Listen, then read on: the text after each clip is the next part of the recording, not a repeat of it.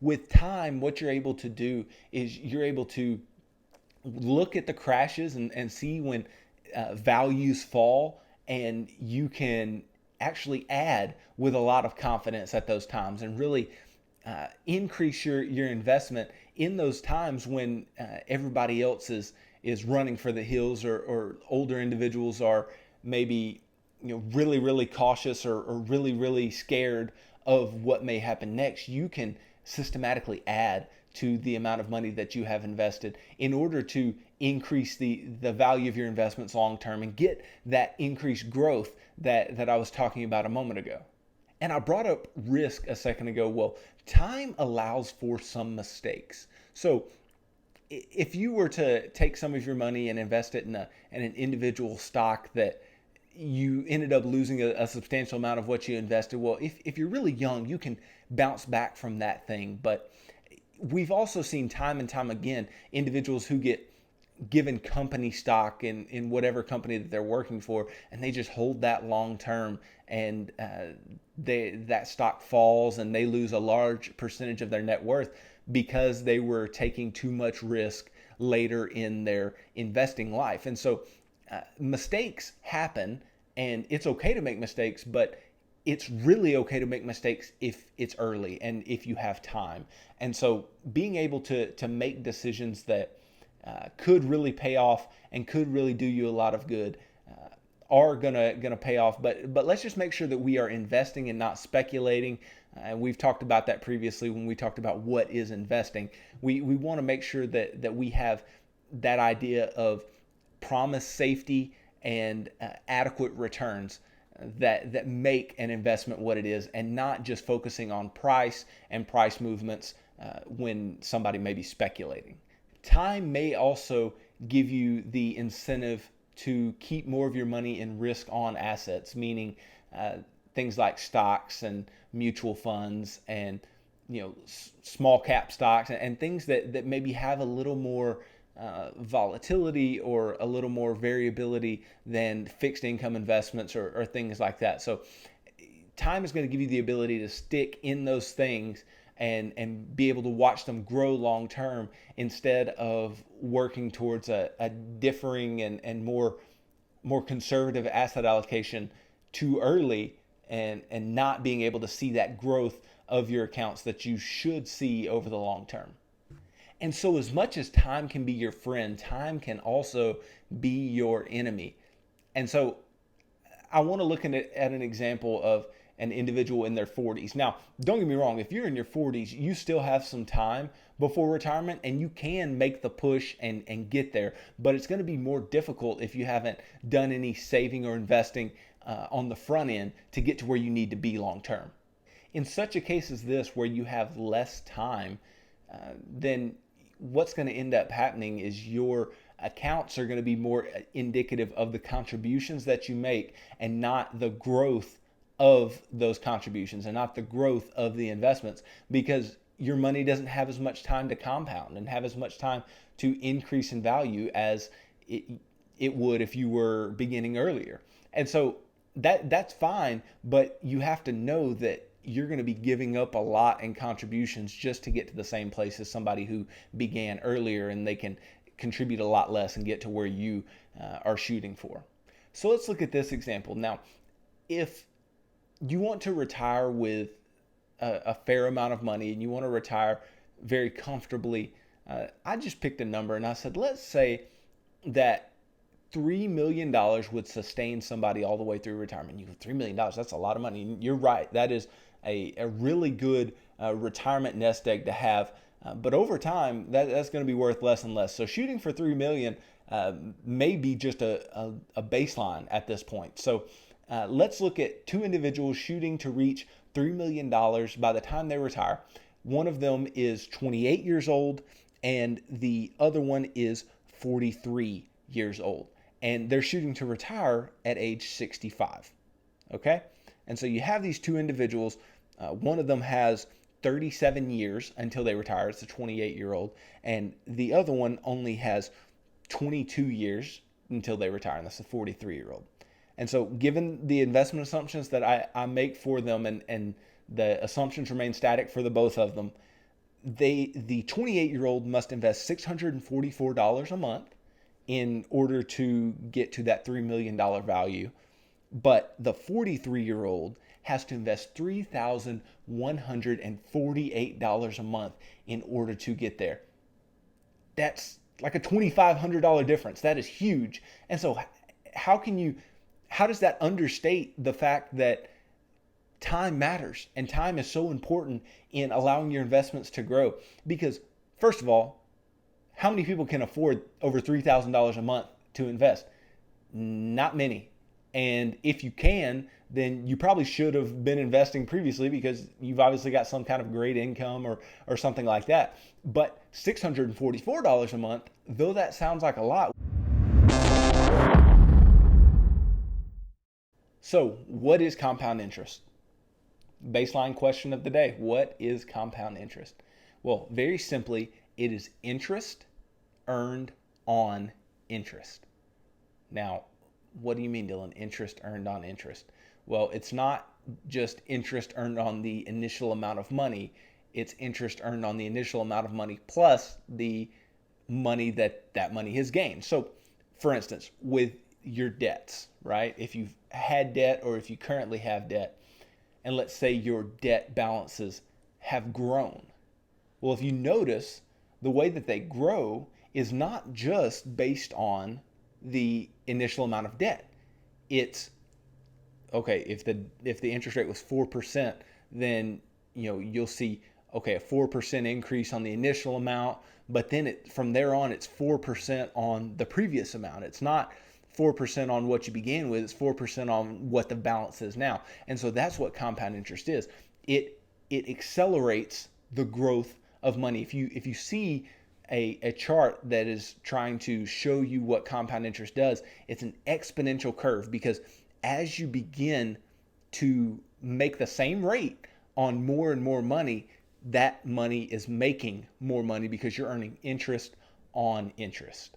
And what you'll see on that graph is that in the beginning, the curve is very flat. It's very shallow curve, because when you have less money and let's say you're making 10%, that 10% is not a whole lot percentage-wise. Like 10% of $1,000 is far, far less than 10% of $1 million in real dollar value. So that's why you see the balance grow in an exponential way.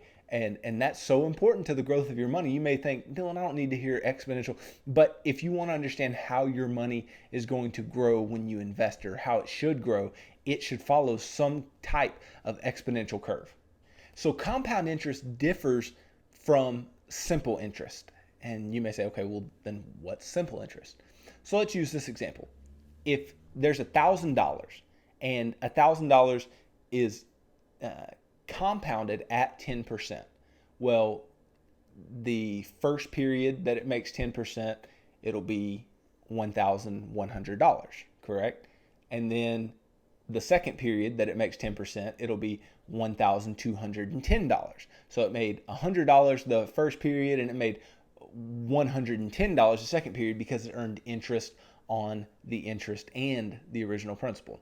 So that's what compound interest will do. But simple interest is simply going to go, okay, if you're making 10% on something, then you're just making 10% off the principal. So every period, you're going to make $100 on that 1,000, not 100, 110, 121. Like it's not going to work that way. And you may say, well, where does simple interest occur? Well, simple interest can occur for individuals who are systematically taking money off of their investments, or with dividends. Dividends is a particular place where simple interest occurs. So if you were to have a stock that was $100 and it made a 3% dividend, well, it would pay you $3. Well, if the price of the stock doesn't move and it continues with a 3% dividend, well, it's going to keep paying you $3, $3. So that would be a simple interest example. And it's not that simple in many, many cases, but it can happen that way with fixed income investments and with things like dividend paying stocks. So just for example, if you had 10 periods of compounding of $1,000 versus 10 periods of simple interest, at 10%, then you would have $2,594 if you were doing compound interest, but with simple interest, it would only be $2,000. So you see the disparity already. Well, the disparity becomes even greater if that amount of money increases. That's why I was talking earlier about the exponential curve of compound interest. So you'll see that disparity become wider and wider the more time, the greater return, and the more money. So how does this work? Let's talk about one quick example of, let's say you purchase a stock or a mutual fund and you have a share that costs $100, right? Well, let's say you were to make 12% per year on that share. Well, after a year, you'll have $112. After 2 years, you'll have $125.44. After 3 years, you'll have $140.49. And then if you jump to, okay, after 10 years, you'll have $310.58. But then after 40 years, you'll have $9,305.10. So that's your money compounding on itself. You see how it jumped, how it went from, okay, in 10 years, I had only made, $210 in interest. But over those next 30, you really saw the rise in the making interest on interest. So let's just think about this. Some of the richest individuals in the world, and I'll just use three as a quick example. So Jeff Bezos, Bill Gates, and Warren Buffett.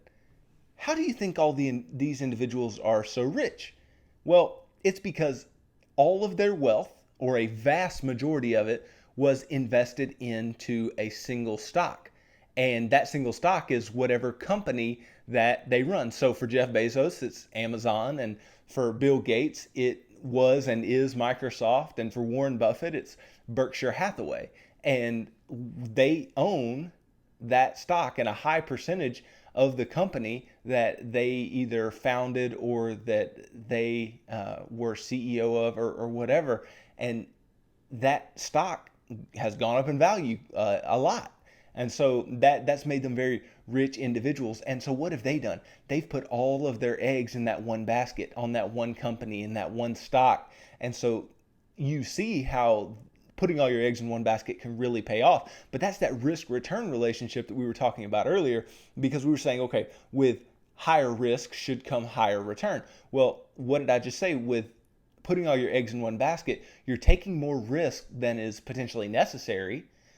And in doing so, that can lead to very high returns, as these individuals have seen, but it can also lead to a lot of negative returns, and it can kind of lead to a detriment on your career and on your success.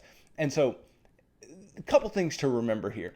You don't have to have a backup plan, and you don't have to have contingency plans, but you have to be able to deal with the outcomes that can come from being too specialized and from putting your eggs in one basket and doing the things that a lot of people wouldn't tell you to do, and not diversifying, because that's what we're talking about when we're saying putting all your eggs in one basket. You're not diversifying. Mark Cuban says something that I think is particularly interesting. He says diversifying's for idiots, and I don't disagree with the way he was talking about it. But when it comes to the normal individual, the average individual, investing and doing so for the future, a certain level of diversification is important, and it allows you to de-risk. It will allow your investments to grow in a way that is both relatively predictable and will provide you good long-term growth. So I don't want to say that diversification is always stupid. But if, let's say, you're trying to grow a company, or you're trying to be one of those rich billionaires, then yes, diversification is for idiots in that particular case. So what does diversification look like in our investing? So I'll talk about a particular way that you diversify in your investing, and that may be with single stocks. So Warren Buffett always talks about how you can diversify with 6 to 10 stocks. And how do you do that? What does that mean? Well, when the returns of particular stocks are not correlated with one another.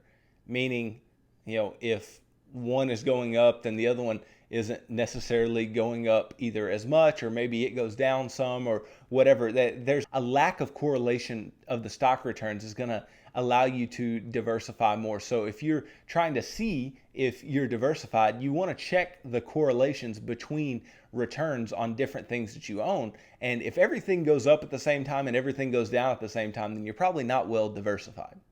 But there are varying views on how many stocks it takes to be properly diversified. For instance, Ben Graham says that, and he's a very influential individual in the investing world, and he was the professor of Warren Buffett, and he says 10 to 30 can allow yourself to be properly diversified. Others argue that greater than 30.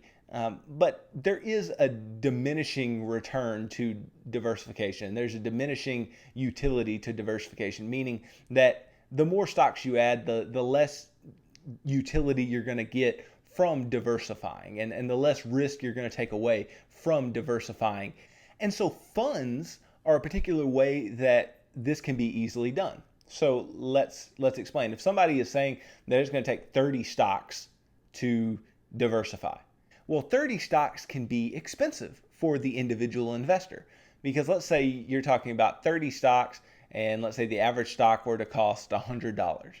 Well, that means you have to have a minimum of $3,000 just to buy one of each. But then they're going to be weighted differently. They're going to have different weights. And if let's say you wanted equal weights, well, it's going to take a lot more money to get there. Or if you wanted to weight by value, well, it's going to take a lot more money to get to that place. And that's going to be hard. That's going to be something that you're probably not going to be able to do, especially in the beginning. So funds help you to do this. So mutual funds and ETFs, what they do is they hold a large number of stocks or bonds or whatever that particular mutual fund or ETF is tracking. And what they allow you to do is they allow you to have the returns that come from this group that they're invested in. And this group can be up to thousands of securities in these particular funds, and you can buy them very cheap. So for instance, the S&P 500 index funds that are offered in ETF or mutual funds, a lot of them are selling, $150, $200, $300 per share. But if you were to go and buy the whole S&P 500 in the particular weights that's set by the people at Standard & Poor's, then you would not be able to do that likely. Or if you're able to do that, you have to have a lot of money to be able to do that. And a lot of time and it would take a lot of effort. And so funds are going to allow you to do something at a low cost that you can't do yourself otherwise. So let's jump right in. Asset allocation. How is this different than diversification? Well, diversification is within an asset class. So an asset class would be like stocks, bonds, right? Those are particular, and those are some of the biggest asset classes, right? And so what diversification is going to do, it's going to allow you to de-risk within the asset class. So like we were talking about yesterday, what you're going to be doing is buying assets that are not necessarily correlated with each other in order to take risk away from putting all of your eggs in one basket, from owning just one thing or just a couple of things that are highly correlated with each other.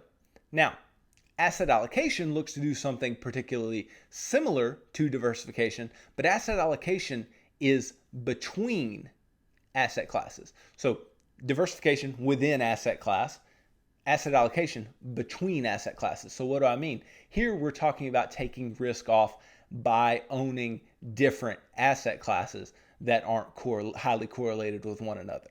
When you diversify within an asset class, there's still some risk that you missed. And so what do I mean by this? You may have been trying to take risk off of your portfolio, and that's good, and you can try to do that via diversification, but many stocks are going to have a general correlation that is positive with one another. As an asset class, the particular stocks within that asset class are going to be highly correlated. And the same thing with debt, especially debt of a lower grade, we call junk bonds and things like that. They're going to be particularly highly correlated with one another. And so even if you are diversifying, there's still going to be a level of risk that you weren't able to take away because you weren't owning different types of assets. And that's where asset allocation helps you, because you can choose different assets that have a particular correlation that is not really close to the particular assets that you're already holding in a different asset class. So this can be a really useful thing, and it will allow you to take away as much of that inherent risk with just owning one or two things in one or two asset classes. And it will allow you to decrease the correlation within your portfolio and make your returns more stable, or as stable as they can be over time. So you see that this is not an either or. It's not a either you diversify or you choose a asset allocation that you think is good for you. It works together, because if you just diversify, you're going to leave some risk on the table that you could have taken away with a good asset allocation. And similarly with asset allocation, you can invest in different asset types, but if they're all highly correlated, then it doesn't matter if you didn't diversify within the particular types of assets. Now, all of this said, asset allocation just for the sake of asset allocation, so trying to take risk off just for the sake of taking some variability out or volatility out, is not going to help your returns. And that's something you have to remember, is that even though we are taking risk away, anytime we decrease risk, we likely decrease returns as well. So asset allocation is not going to necessarily help your returns, and I'll talk more about that as we move forward here in this video. Consider this example real quick, and I'm going to read this. Consider an investment portfolio that only held bonds, right? And if the economy were doing really well and interest rates were going up incrementally because the economy was doing well, and the value of these bonds would be taking the brunt of this move. Why? Because increases in interest rates lead to decreases in the price of bonds, because there's that inverse relationship there. Okay?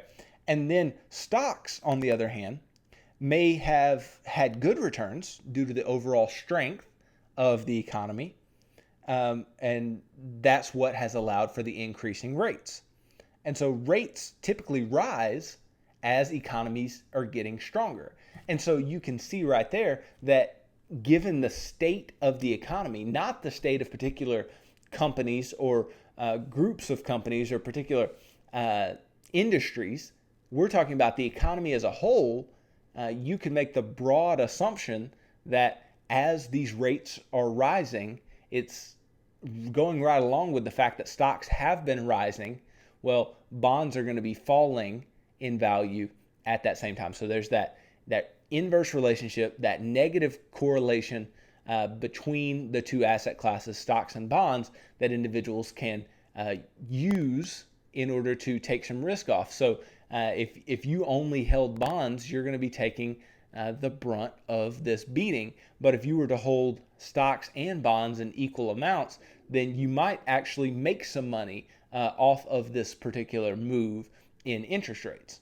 So mixing up the assets that you hold can take some risk away, but at the same time, it can touch your returns in a negative way. So let's say you were holding an investment portfolio of all stocks, and there was a bull market going, and you're benefiting from this bull market in the stock market. Well, if you were to have allocated some money in bonds, and like we were just saying a second ago, rates were rising, so the price of bonds are falling, well, you're going to lose some money on the bond portion of your portfolio, whereas if all of your portfolio was in stocks, you would have made more money. And so you can see how that can dip into your returns, but it's also going to take risk off of your portfolio that is not necessary. And so, like I said, you can decide what is best for you. You don't have to try to take all the risk out, because in doing so, you're going to take out returns that you probably would have liked to get. So what are some practical ways that we can earn higher returns by taking on a little more risk? Well, one way in particular is being stock heavy. So having more of your money in equity investments than fixed income investments. That's a particular way you can do so, because you're going to have a little more variability of your returns, but long-term returns have been better historically. So you can pick up returns there. You can also invest in small cap stocks and small cap funds and things like that. That will allow you to also take on a little more risk, because in some, those smaller companies are going to be more risky, but they will, or they have in the past at least, and they should, based on this risk return relationship, return more in the long term than larger cap stocks. Additionally, you can invest in emerging markets and international funds and stocks, and these may have risks that are associated with them that aren't inherent to U.S. companies and aren't inherent to larger companies in larger economies, and you can invest in those, and those will likely return higher as well. Also, to make sure that you can earn higher returns based on the risk that you're taking, don't buy overpriced things. Just because you think something's going to go up in price doesn't mean that you should buy it. That is simply speculating. We want to buy things that have value and that we can purchase for less than what we think it's actually worth, and allow it to increase at least to what we think it's worth in order to make the returns that we want to make.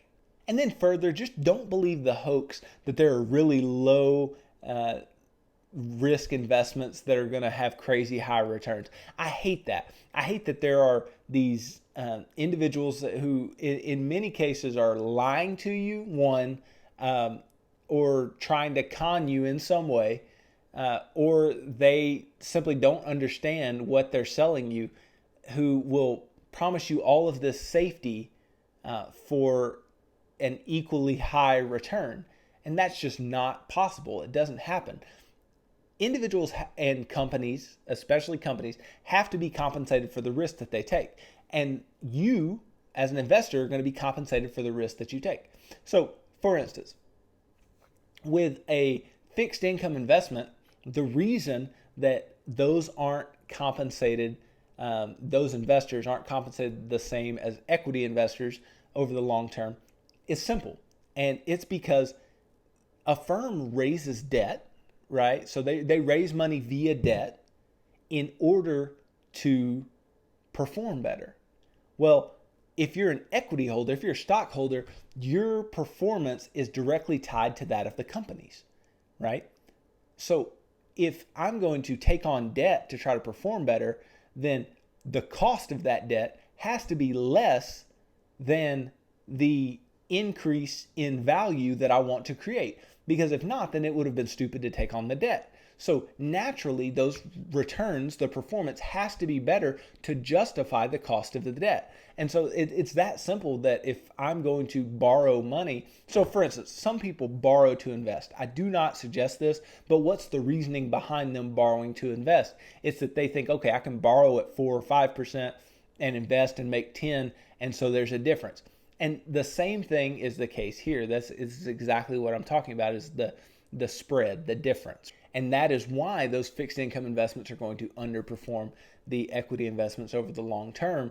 And so I hate when the individuals think that they're going to take no risk or very little risk in certain things like fixed income investments or annuities or things like that offer safety and make as much return as you will on the equity side of things. You're just not going to, simply because the idea is that firms are borrowing in order to make better returns than the cost at which they borrowed. That's just a natural, common thought that it should make a lot of sense.